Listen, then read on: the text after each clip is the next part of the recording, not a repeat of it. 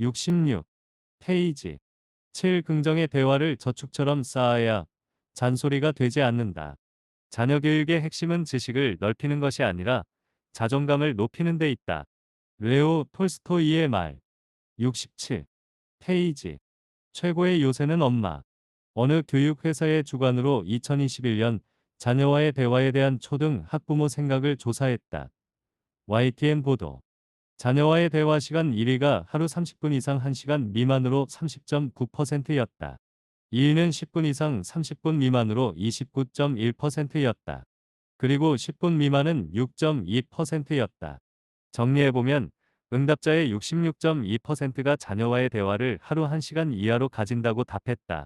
그리고 대화 시간을 갖기 어려운 이유로 대화 방식이 서로 다르다는 것.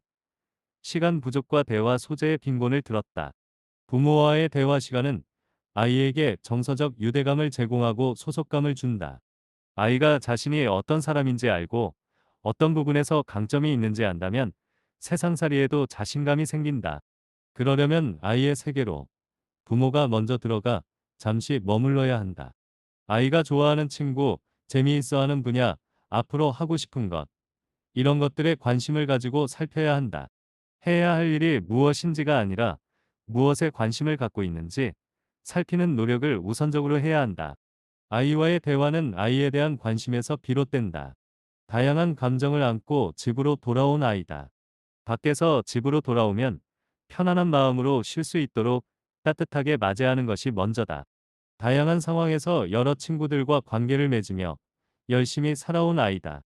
아이를 꼭 안아준 후 씻으라고 말해도 늦지 않다. 많이 보고 싶었다고 오늘 참 애썼다고 쓰다듬어주고 눈을 마주치며 말을 건네는 것이 중요하다. 긍정적인 감정은 함께 나누고 부정적인 감정은 해소할 수 있도록 도와줘야 한다. 엄마와 대화를 나누는 것만으로도 부정적인 감정이 씻겨나간다. 아이는 따뜻한 마음이 느껴지는 엄마에게 자신을 내보이고 싶다.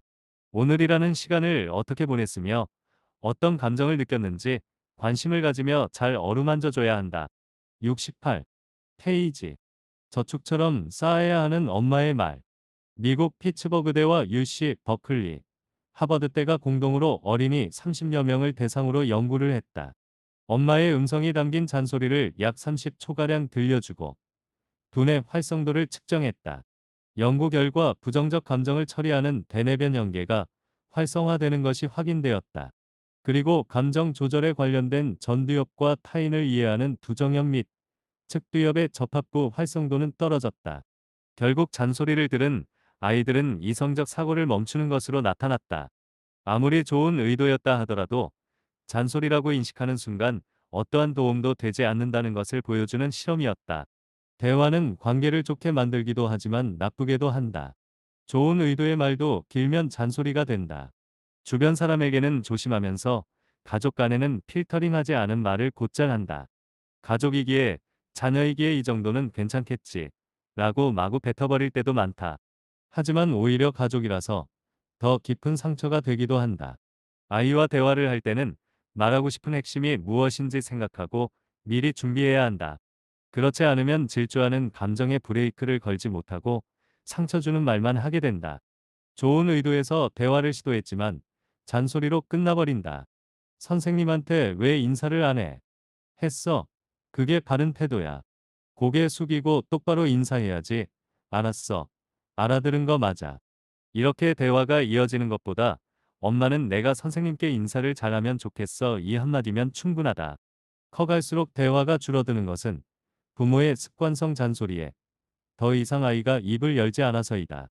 아이와 작은 일에도 관심을 갖고 긍정적 대화를 나누는 시간을 저축처럼 쌓아야 한다. 그렇게 우호적 관계를 만들어가면 엄마의 결정적인 말은 잔소리가 아닌 사랑이 담긴 조언이 된다. 70. 페이지 스마트폰, 대화의 방해꾼. 한 연구 결과에 의하면 부모의 스마트 이용 시간이 길면 아이는 부모로부터 충족되지 않은 애정 욕구를 인터넷이나 스마트폰으로 푼다고 한다. 이런 상황이 되면 자연스럽게 대화가 줄어들 수밖에 없다. 우리 집에서 있었던 일이다. 안방에서 노트북을 열고 일을 하고 있는데 아이가 와서 말한다. 엄마, 오늘 유치원 친구가 생일 파티한다고 집으로 초대한대. 그랬어? 언제야? 토요일이래. 노트북에 눈을 고정하고. 그래. 그럼 가야지. 엄마, 내 얘기 듣고 있어. 내가 뭐라고 했어? 그제서야 고개를 돌려 아이를 쳐다보았다. 아차 싶었다. 그런 일이 몇 번 있은 후부터는 아이는 대화를 할 때마다 엄마, 할 얘기 있으니까 나를 쳐다봐라고 요청을 했다. 따지고 보면 아이의 말은 그리 길지 않다. 집중해서 들어주면 금방 끝난다. 가족은 한 개인의 삶에서 가장 오랫동안 유지되는 관계이다. 가족의 문화는 대화로 만들어진다.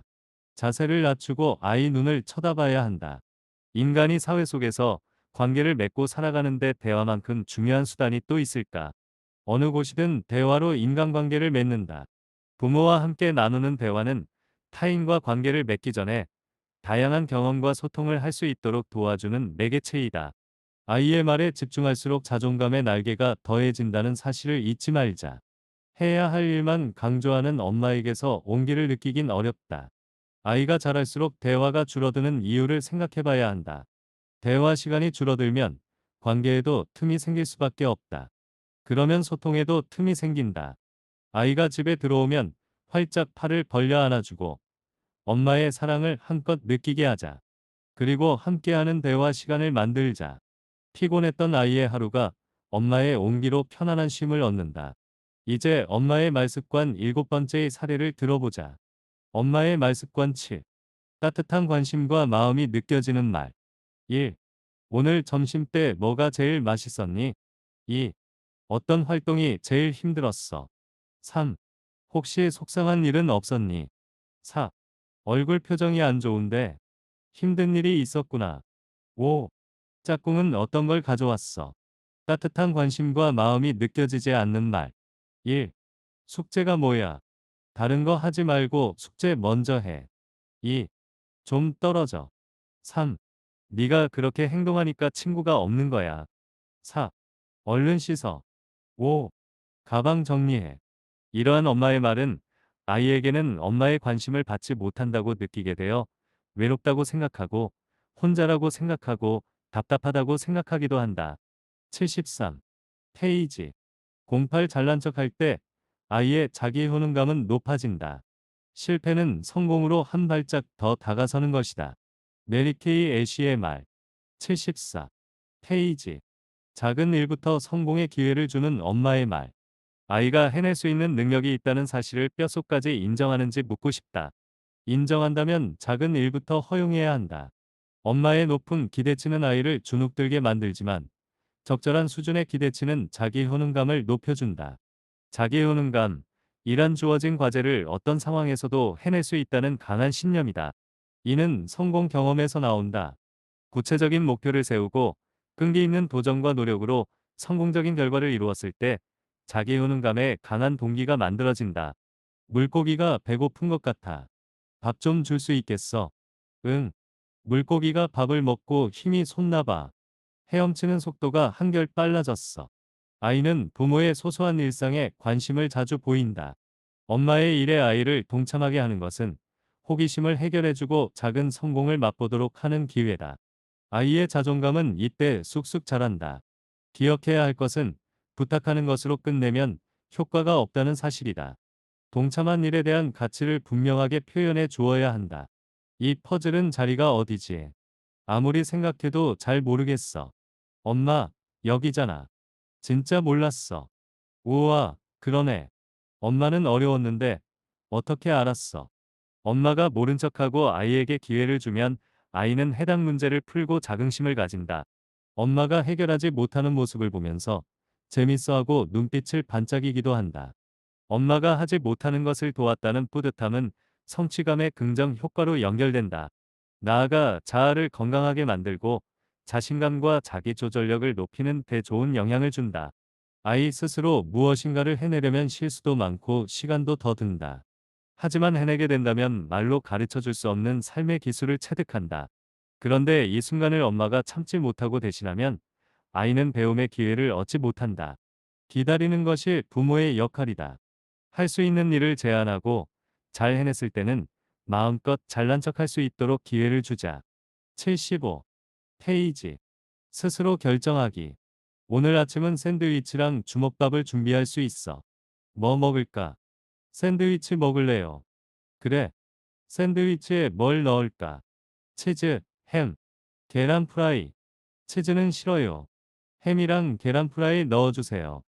자녀가 아기였을 때는 부모가 모든 것을 결정했지만 아이가 자신을 인식하는 시기가 오면 뭐든지 스스로 선택하고 싶어 한다. 원하는 것을 손에 넣을 때까지 고집을 부릴 때도 있다. 이때부터 옥신각신 실랑이가 시작된다. 아이에게 선택지를 주고 사소한 결정을 할 수 있도록 하자. 선택을 하기 위해 더 중요한 것은 무엇인지, 더 가치 있는 것은 무엇인지 고민하는 순간 두뇌는 활성화된다. 아이의 선택이 안전하고 문제만 안 된다면 아이의 뜻을 존중하는 것이 가장 중요하다. 직접 선택하고 결과를 경험하는 과정에서 아이는 책임감을 배운다. 자신의 의견과 취향을 탐색하고 결정하는 법을 배운다. 선택의 기회가 많을수록 주도적으로 살아갈 수 있다. 부모가 일방적으로 정해버리면 아이는 결정장애로 살아간다. 그러면 자신보다는 타인의 의견을 좇으며 살게 된다. 이를 바라는 부모는 없을 것이다. 76. 페이지. 보드게임으로 자기 조절력 키우기. 날이 갈수록 놀이를 통한 학습이 강조되고 있다. 놀이는 아이 삶의 전부나 마찬가지다. 놀이는 규칙을 갖고 있다. 규칙 없는 놀이는 장난일 뿐이다. 가족과의 보드게임은 규칙과 경쟁의 의미에 대해 자연스럽게 알아가는 훌륭한 장이다. 가족과 함께하는 보드게임은 자신의 의견을 편안하게 말할 수 있는 공간이다. 게임 시작 전 어떤 규칙을 정할 것인지 묻고 서로 합의해가는 과정은 매우 중요한 사회 교육이다. 보드게임은 소통하기에 좋은 매개체다. 전략을 세우는 과정에서 의사소통과 사회적 기술이 향상된다. 게임에 이기기 위해서는 규칙을 준수하는 것은 물론이고 다양한 기술과 전략이 요구된다. 집중력을 발휘해야 하며 자신의 욕망도 조절해야 한다. 왜 항상 어려운 게임만 해? 내가 이기고 싶은데. 게임에서 진 게 속상하구나. 너무해. 엄마가 이해해 열심히 했는데. 졌으니 화가 나는 건 당연해. 하지만 우리가 게임을 하는 이유는 이기는 것보다 함께 재미있고 즐거운 시간을 보내려는 거야. 지는 게 뭐가 재미있어. 나는 이기는 게 좋아. 모든 게임에서 이기기는 힘들어. 다음에는 어떻게 하면 이길 수 있을지 방법을 찾아볼까. 엄마 아빠가 옆에서 도와줄게. 아직 감정 처리 능력이 미숙한 아이들이기에 규칙을 어기기도 하고 이기지 못했을 때는 보드게임판을 뒤집어 버리고 발을 동동 구르며 울기도 한다. 폭발하는 아이를 다그쳐서는 안 된다. 아이가 차분히 대처할 수 있도록 유도해야 한다. 이때 아이와 나누는 대화는 문제 해결 능력을 습득하는 소중한 기회다. 마지막으로 좋은 보드게임 고르는 방법을 소개하겠다. 일단 연령에 맞는 게임을 선택해야 한다. 난이도가 쉬워야 아이들은 적극 참여한다. 그리고 흥미와 호기심이 자극되는 게임을 선택해야 한다. 교육적 목적으로만 접근하면 지루한 게임이 되거나 엄마의 잔소리를 들어야 하는 게임이 된다. 아이는 부모 앞에서만큼은 잘난 척할 수 있어야 한다. 작은 일이라도 해냈다는 성취감은 자기 효능감을 높인다. 이것은 자존감의 핵심 구성 요소다. 자기 효능감을 높이려면 스스로 동기부여하는 힘이 필요하다. 자연스럽게 자신의 존재를 인정받기 위한 노력을 다하게 된다. 결과적으로 자존감의 토대가 된다. 다음은 아이에게 성공의 기회를 주는 엄마의 말습관 8번째 사례를 들어보자. 엄마의 말습관 8. 아이에게 성공 기회를 주는 말. 1. 엄마는 어렵던데 벌써 퍼즐을 반이나 맞추었네. 2. 신발 정말 잘 골랐구나. 3. 무척 잘 어울려. 설명서 보고 조립한 거야. 진짜 대단해. 4. 이 부분은 내가 충분히 할 수 있을 것 같아. 더 해보고 도움이 필요하면 말해줄래. 5. 친구들 앞에서 발표할 생각에 떨리는구나. 그럴 땐 깊게 호흡을 내쉬는 거야. 의외로 굉장히 도움이 돼. 따라해볼까? 이런 말들은 아이에게는 성공의 기회를 주는 말이 된다. 하지만 다음은 아이에게 좌절감을 주는 말들이다. 아이에게 좌절감을 주는 말. 1. 같은 말을 몇 번 해야 해. 2. 이 색은 너랑 안 어울린다니까 이거 입어. 3. 아까 알려줬는데 집중을 안 하니까 딴말하지. 4. 큰 소리로 말해. 자신감이 없는 것 같아. 5. 발표할 때 넌 왜 손 안 들어? 이런 말들은 아이에게 포기감을 주고 좌절감을 주면서 큰 실망을 하게 된다. 엄마의 말습관 9번째 사례를 보자. 엄마의 말습관 9. 자기 결정권을 높이는 말. 1. 동물원이랑 직업체험관 중 가고 싶은 곳 있어. 2. 약국 가기 전에 슈퍼를 갈까? 아니면 슈퍼를 갔다가 약국을 갈까? 3. 오늘 밤에는 어떤 동화책 읽어줄까? 골라와봐. 4. 엄마가 어떤 치마를 입었을 때 더 예뻐? 5. 어떤 신발 신을 거야? 이렇게 아이에게 자기 결정권을 높이는 말을 하면 자존감이 커지고 자기의 말에 신중하기 시작한다. 하지만 반대로 자기 결정권을 떨어뜨리는 말이 있다. 사례를 보자. 자기 결정권을 낮게 만드는 말. 1. 제발 엄마가 하라는 대로 해. 2. 생각 좀 하고 골라와봐. 3. 안 돼. 어제 있던 책마저 읽어야지. 4. 여기에 초록색이 어울린다고 생각하니. 5. 엄마가 하지 말랬는데 고집 부려서 결국 망가졌잖아. 이런 말들은 아이에게서 자신의 생각이 없어지고 자기 스스로 결정권을 행사하지 않게 된다. 81. 페이지. 공고 공감하는 말하기, 거울 반응을 익히면 된다. 질문이나 답이나 소망이나 그 무엇이든 아이가 하려는 말에 늘 귀를 기울여라. 몬테소리의 말. 82. 페이지. 따라쟁이 엄마는 공감의 여왕. 스스로 행동할 수 없는 아기에 필요한 욕구를 채워주는 최초의 대상은 엄마다. 아기는 엄마와 자신을 같은 존재로 인식한다. 내가 엄마고 엄마가 나다. 그래서 엄마의 감정을 자신의 감정인 양 생각한다. 안정된 자아 개념이 형성되기 전까지 엄마의 반응이 중요한 이유다. 자기 심리학 이론을 발전시킨 하인츠 코컷은 거울 반응, 육아법을 강조했다. 거울 반응은 엄마가 아이를 그대로 따라 것으로 아이의 옹알이, 말투, 표정, 행동을 엄마가 똑같이 흉내내는 것을 말한다. 아이가 웃으면 엄마도 웃고, 아이가 슬퍼하면 엄마도 슬픈 표정을 짓는다. 엄마의 민감한 반응에 아이의 유능감도 함께 자란다. 아이는 열심히 작품을 만들었다. 나름대로 꽤 만족스럽다. 신나게 자랑하는데 엄마의 반응은 시큰둥하다. 아이는 칭찬을 원한다기보다 나의 신나는 감정을 엄마도 같이 느꼈으면 하는 마음인데 엄마의 반응이 그렇지 못하면 아이는 실망스러움과 함께 수치심, 부끄러움을 느낀다. 아이는 자신의 표정, 어조, 자세에 관심을 갖고 거울처럼 따라하는 엄마의 반응이 좋다. 그런데 엄마로부터 거울 반응을 경험하지 못하면 내면의 병을 얻는다.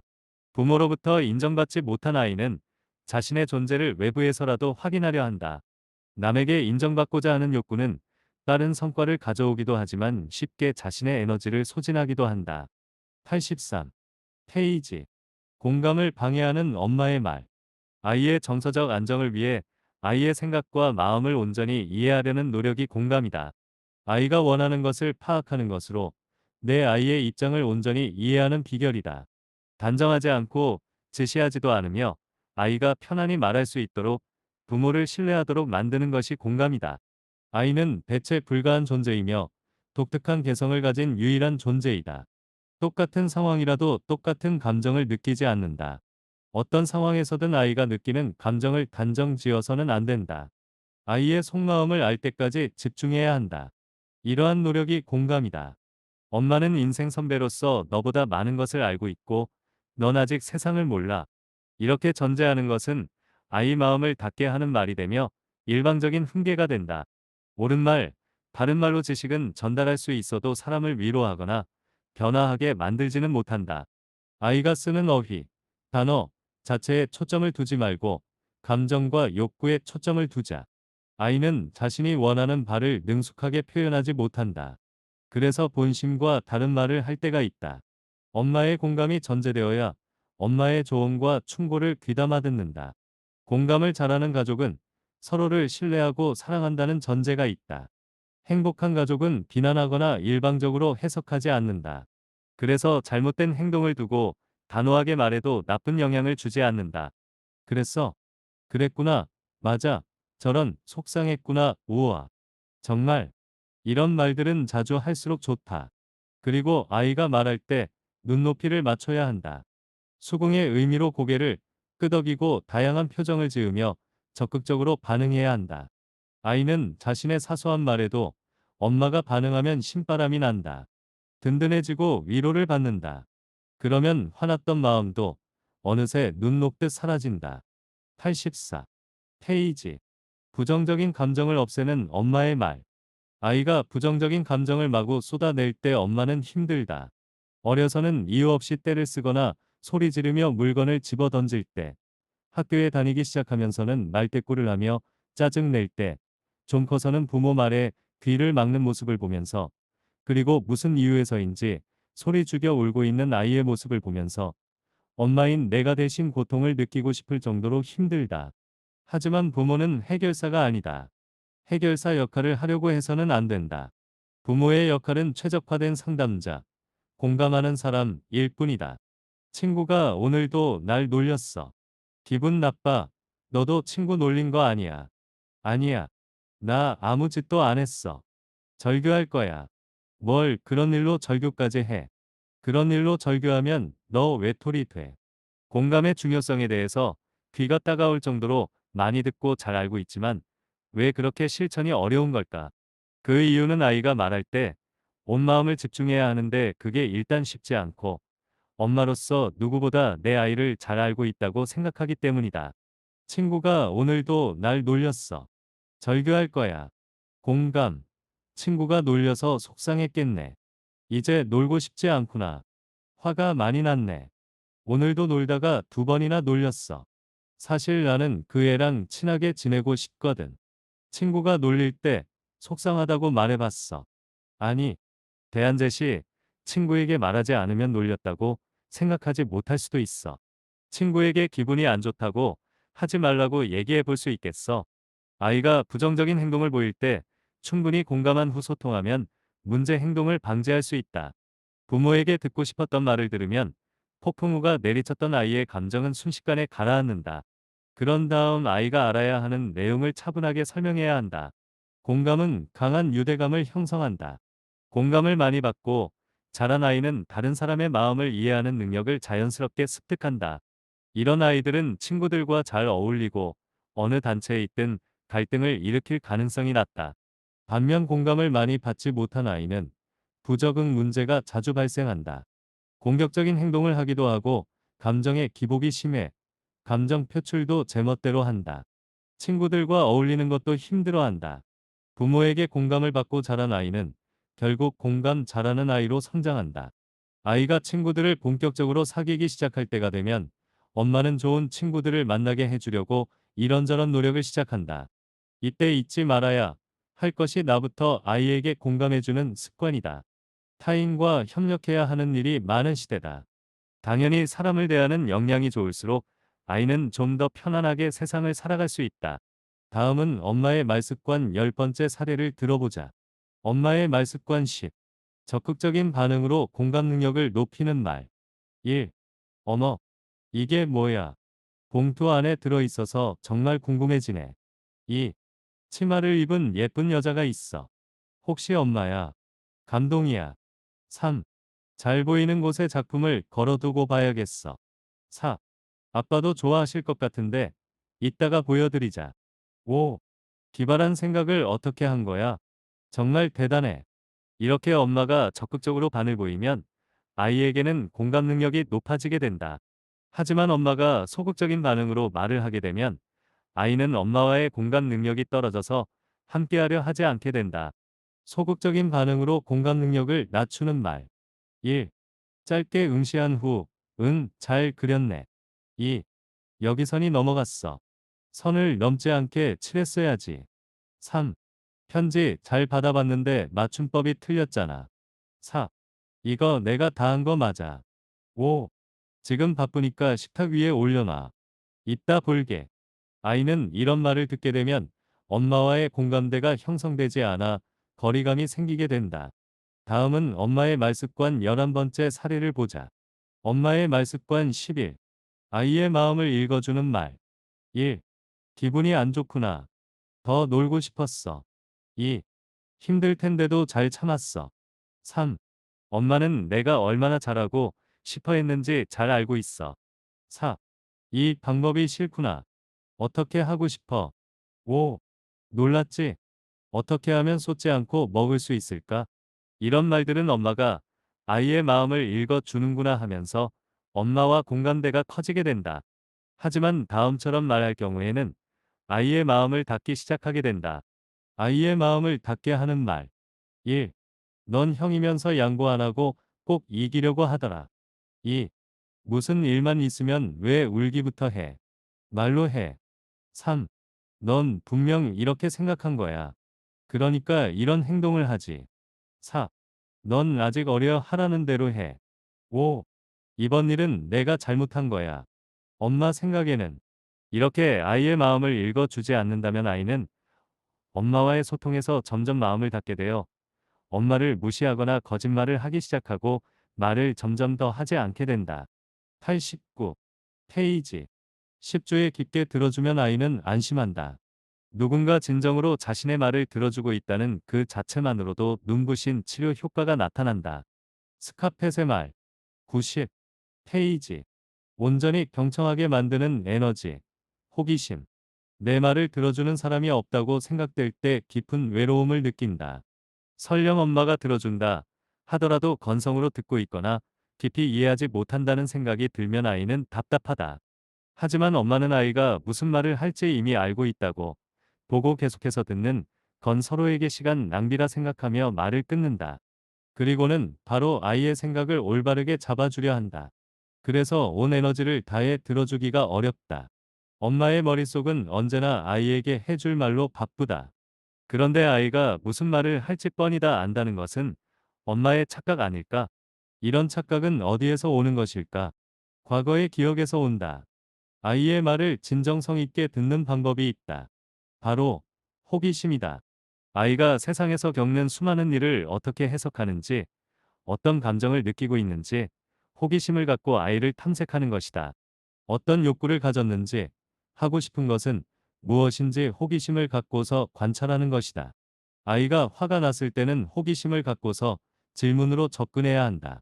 임의로 상황을 판단하려고 해서는 안 된다. 아이가 표현하지 못한 진짜 욕구는 무엇인지 알아야 한다. 엄마의 진지한 표정과 관심이 아이의 불안과 두려움을 빨리 없애는 명약이다. 친구가 내 옷에 물감을 묻혔어. 그래서 선생님께 일렀어. 바로 선생님께 일렀다고. 그럼 친구가 기분 나쁘지. 아이의 태도나 말에 실수가 있다는 것이 감지되었다 하더라도 일단 끝까지 들어야 한다. 하고 싶은 말을 꼭 참고 끝까지 듣는 것이 우선이다. 아이의 말을 끊고 엄마의 의견이라고 말하는 순간 아이는 더 하고 싶은 말이 있어도 입을 닫아버린다. 이미 잔소리로 변질된 것이다. 엄마가 갑자기 다른 말로 화제를 돌리거나 핸드폰이나 다른 곳을 쳐다보거나 하는 것도 아이의 마음을 불편하게 만든다. 마음의 깊은 상처들은 축적된다. 아이 말을 경청하는 것은 그 어떤 일보다도 중요하다. 잘 듣는다는 것은 아이와 엄마를 정서적으로 연결시켜주는 끈이 된다. 엄마 입장이 아닌 아이 입장에서 호기심을 발동시키자. 91. 페이지. 안심하고 쉴 수 있는 아이의 공간. 엄마. 나는 새 아이를 사회복지법인인 홀트를 통해 입양했다. 입양 전 홀트에서는 입양 부모를 대상으로 부모 교육을 진행한다. 요즘은 대부분 공개 입양을 한다. 아이에게 입양 사실을 알리는 것이다. 부모가 아이에게 태생을 숨기거나 거짓말을 한다면 아이 역시도 건강한 성장을 할 수 없다고 했다. 나 역시도 공개 권유를 받았다. 어느 날 저녁 밥상에서 아이들끼리 나눈 대화가 있다. 구구단 누가 가르쳐 줬게. 날 낳아준 엄마가 가르쳐 준 거야. 거짓말하지 마 엄마가 우리 아기 때부터 키웠거든. 근데 엄마, 나 낳아준 엄마는 몇 살이야? 글쎄, 나이는 엄마도 잘 모르겠는데 엄마도 궁금하네. 나를 낳아준 엄마 나이도 몰라? 응. 나중에 홀트 가서 같이 알아볼까? 이때 막내가 성큼성큼 내게 걸어오더니 귓속말로 엄마, 난 엄마가 누군지 알아. 누군데? 엄마는 새엄마잖아. 막내의 엉뚱한 말에 아이들과 나는 깔깔 웃으며 대화를 마무리했다. 입양은 아이들의 잘못이 아니다. 나는 철저히 아이 입장에서만 생각한다. 물론 이렇게 되기까지 심적 갈등도 많았다. 아이들에게 입양 사실을 알린 후 아이들의 마음과 욕구에 더욱 집중할 수 있도록 노력한다. 짐작하듯이 주변 사람들은 입양 공개에 대해 걱정을 많이 한다. 내가 가장 많이 들은 말이 내 뱃속으로 낳은 아이도 키우기 힘든데 입양한 아이를 키우다니 대단하다라는 말이다. 아이가 상처받는 거 아니냐? 아이들이 자신의 입양 사실을 아무렇지 않게 말하는 게 문화적으로 맞느냐? 라는 질문도 자주 받는다. 하지만 이런 걱정 속에는 편견이 숨어 있다. 편견에 맞서려면 나부터 아이들 입양에 대해 당당해져야 한다. 입양 가족은 특별한 게 아니라 다른 것일 뿐이다. 라는 사실을 뼛속 깊게 인식해야 한다. 하지만 순수한 아이들의 눈빛을 볼 때마다 자라고 있는 건지 마음이 흔들릴 때가 많았다. 숨기거나 눈치 보게 만드는 것은 잘못이 없는 아이들에게 알 수 없는 죄책감을 만들어준다. 중학교 2학년이 된 셋째와 자신을 낳아준 엄마에 대해 대화를 나눈 일이 있었다. 결국 엄마가 우리를 정말 사랑하는 게 마음으로 느껴져라는 말을 듣고 대화는 마무리되었다. 나는 지금도 그때의 깊고 진한 감동을 잊을 수 없다. 내가 아이를 위해 해줄 수 있는 최선은 언제든 궁금하면 무엇이든 말할 수 있다는 편안함이다. 부모의 경청만큼 강력한 힘이 있을까? 아이의 말을 잘 들어준다는 것은 아이를 존중하고 있다는 것을 보여주는 것과 같다. 아이와 대화할 때는 휴대폰에서 눈을 떼고 아이와 눈을 마주치고 아이 쪽으로 몸을 기울여야 한다. 그리고 집중해서 들어야 한다. 경청은 너는 정말 소중한 사람이야라고 직접 말하는 것보다 더 큰 힘을 발휘한다. 엄마의 말습관 12번째 사례를 살펴보자. 엄마의 말습관 12. 아이의 말에 귀 기울여 존재감을 느끼게 하는 말. 1. 앉아서 얘기해봐. 궁금해. 2. 어떤 부분이 속상했어? 말해봐. 엄마가 들어줄게. 3. 그렇게 생각할 수도 있어. 4. 또 다르게 생각하는 게 있어. 5. 그래서 어떻게 되었어? 이런 말들은 엄마가 자신에게 궁금한 점이 생겨서 자기 자신에게 물어보는구나 하고 생각하면서 자신의 존재감이 높아지기 시작하는 것이다. 하지만 아이의 말을 끊어버린다면 아이는 아이 나름대로 말을 끊어버리고 자신 스스로 공허함만 느끼게 될 수 있다. 아이의 말을 끊어 마음을 공허하게 만드는 말. 1. 또 그러네. 그러면 못 써. 2. 그만. 엄마는 내가 무슨 생각하는지 다 알아. 3. 왜 그렇게 생각해? 4. 내가 잘못 생각하는 거야. 5. 그런 생각을 어떻게 할 수 있는 거야? 이기적인 마음이야. 이런 말들은 아이가 엄마하고 말을 하지 않게 된다. 엄마를 멀리하고 엄마의 말을 무시하기 시작한다.